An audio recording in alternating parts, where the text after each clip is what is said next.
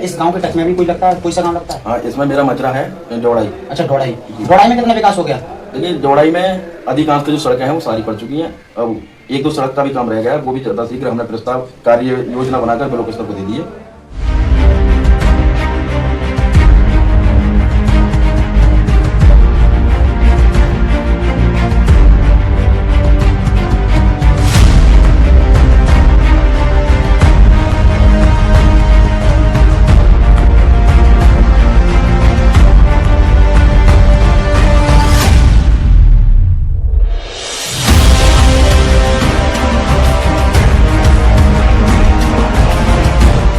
मौजूदगी समय जनपद संबल के ब्लॉक बैजू क्षेत्र के गांव आनंदपुर में, और आनंदपुर में मेरे साथ एक ऐसी शख्सियत बात करने के लिए मेरे साथ मौजूद हैं। आनंदपुर के ग्राम प्रधान जी मेरे साथ मौजूद हैं। उनसे सीधी बात करते हैं कि 5 सालों में उन्होंने कितना कार्यकाल कराया है, क्या सीधा जनता तक लाभ पहुंचाया है या नहीं पहुंचाया। उनसे सीधी बात करते हैं। तो मेरे साथ आनंदपुर के ग्राम प्रधान जी मेरे साथ मौजूद है, उनसे सीधी बात करते हैं। जी प्रधान जी, बहुत बहुत स्वागत है आपका हमारे यूट्यूब चैनल पर। धन्यवाद जी। जी प्रधान जी, पहले अपना पूरा परिचय बता दें हमारे जो देखने वाले हैं। मेरा नाम एडवोकेट गजेंद्र राणा है, मैं ग्राम प्रधान आनंदपुर से हूँ और आपका स्वागत है आज इस ग्राम पंचायत में। जी प्रधान जी, पूरे सीधे मुद्दे पर बात करते हैं। प्रधान जी, प्रधानी का कार्यकाल खत्म हो रहा है, क्या पूरे 5 साल में अपनी पंचायत के लिए कितना फंड आया है स्टार्टिंग से सच्चाई के साथ? देखो, जैसी ग्राम प्रधानों की जो मंशा थी अब की बार, उस हिसाब से उन्हें अब की बार जो वित्तीय फंड होता है उस हिसाब से नहीं मिला जिससे उनकी मंशा थी। कुछ जो पैसा था अब की बार, और जैसे हमारे प्रतिनिधि हैं ब्लॉक प्रमुख जिला पंचायत सदस्य हैं, उनको थोड़ा सा आवंटित उसमें से कर दिया गया। जो प्रधानों की मंशा थी उस बतौर उनका काम पूरा नहीं हो पाया।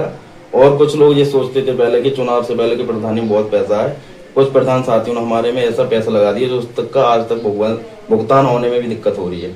बाकी पैसा जो रहता है पहले से 50% पैसा कट चुका है।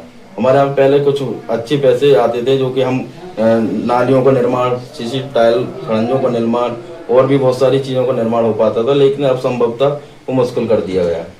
क्या प्रधानी में सीधा पैसा नहीं है? ना, पैसा है प्रधानी में, लेकिन हमारे हिसाब से पैसा लगे वो हमारे पास पावर नहीं दिया। अच्छा, गांव में कितनी आबादी है? हमारे समथिंग 5 से 6 हजार करीब आबादी है।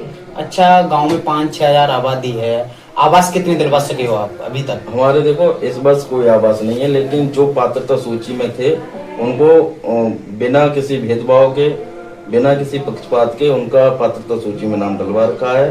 शासना से जैसे शासनादेश आएगा उनका जो पैसा आवंटित होगा वो निर्धारित समय पे मिल जाएगा। बाकी जो पैसे वो आवास पहले जो हमने उसमें कराए थे वो कुछ आवास समथिंग 12 और 6 मतलब 18 के आवास के करीब हमारे यहाँ पे बन चुके, और जो भी लाभार्थी पात्र हैं उनको भी अतः शीघ्र आवेदन करा के उनका आवास बनवा दिया जाएगा। कहने का मतलब ये है, मतलब आबादी 5000 से भी ज्यादा है और 18 आवास अभी तक गांव में मिले हैं। सबसे बड़ा सवाल जो आपका सवाल बिल्कुल जायज है, लेकिन हमारी जो गांव की स्थिति है अब पुराने वाले खंडरों कच्चे मकान ही नहीं, कुछ लोगों ने आवास का इंतजार करते हुए स्वयं घर बना लिए जो कि सूची से वो अपात्र हो गए।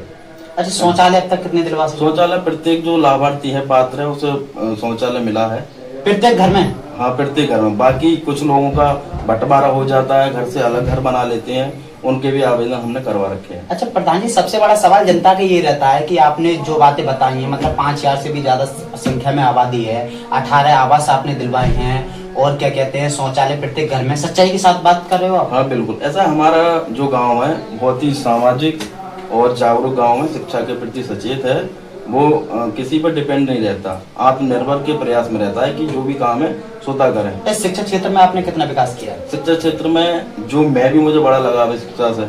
मैं जब भी समय मिलता है सरकारी स्कूल में जाता हूँ, बच्चों को पढ़ाता हूँ, और शिक्षा के साथ शिक्षा तो सभी देते हैं, उन्हें संस्कार भी देने का काम करता हूँ। घर पे क्या करना चाहिए, कैसे माँ बाप का हमें सम्मान करना चाहिए, कैसे बड़ों का सम्मान करना चाहिए, वो चीज़ भी हमें उन्हें बताने का काम करते हैं।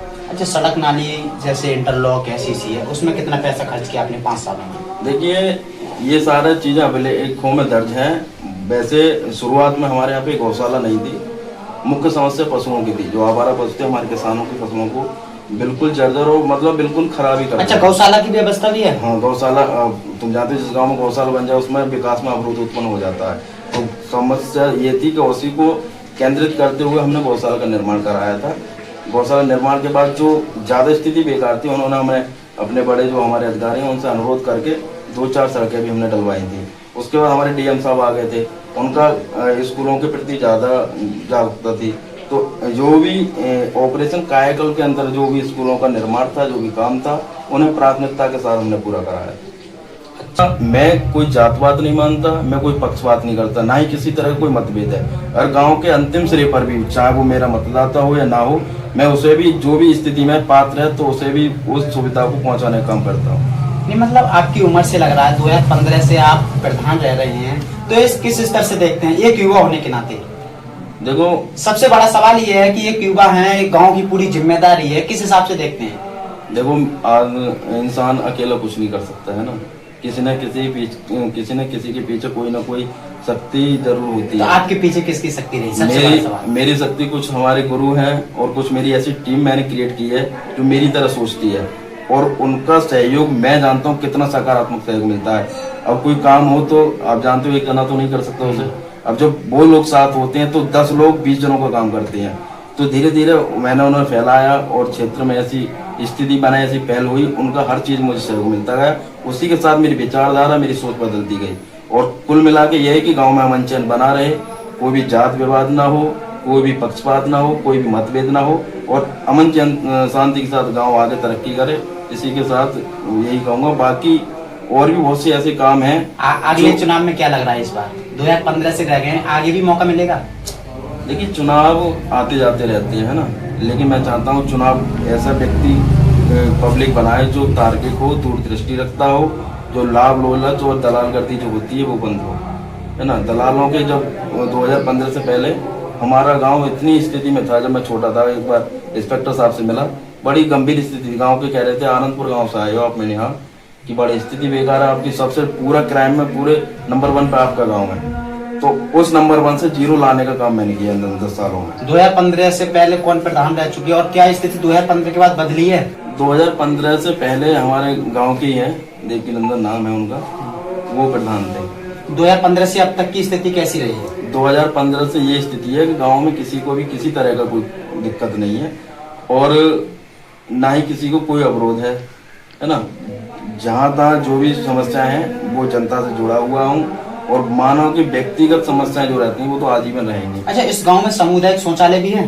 सामुदायिक शौचालय का निर्माण हुआ। नौजवान जो बच्चे हैं, रेस वगैरह का ग्राउंड भी है जो रनिंग करने के लिए? हाँ, अभी पीछे 1 वर्ष हो गया, हमारे मुख्यमंत्री कंपोजिट विद्यालय जो कि जनपद में एक ही बनता है, उसका प्रस्ताव भी हमारे यहाँ पे सामने इधर चरागा की भूमि है 52 बीघे, उसका आधा मतलब 22 बीघे में वो कंपोजिट विद्यालय का मैंने प्रस्ताव दिया। आज उसका 70% काम भी हो गया, और उसी के जस्ट बराबर जो बची हुई भूमि थी जिस पर लोगों का कब्जा था, उस भूमि में खेल का मैदान भी का काम भी चल रहा है, जो कि जस्ट पुलिस लाइन के पीछे। अच्छा, इस गांव के टच में भी कोई लगता है, कोई सा गांव लगता है? हाँ, इसमें मेरा मजरा है डोड़ाई। अच्छा, डोड़ाई में कितना विकास हो गया? देखिए, डोड़ाई में अधिकांश जो सड़कें हैं वो सारी पड़ चुकी हैं। अब 1-2 सड़क का भी काम रह गया है, वो भी शीघ्र हमने प्रस्ताव कार्य योजना बनाकर ब्लॉक स्तर को दे दिए। तो इसी के साथ आजाद 94 हमेशा 0 ग्राउंड की रिपोर्ट दिखाता है, और आजाद 94 के साथ बने रहिए।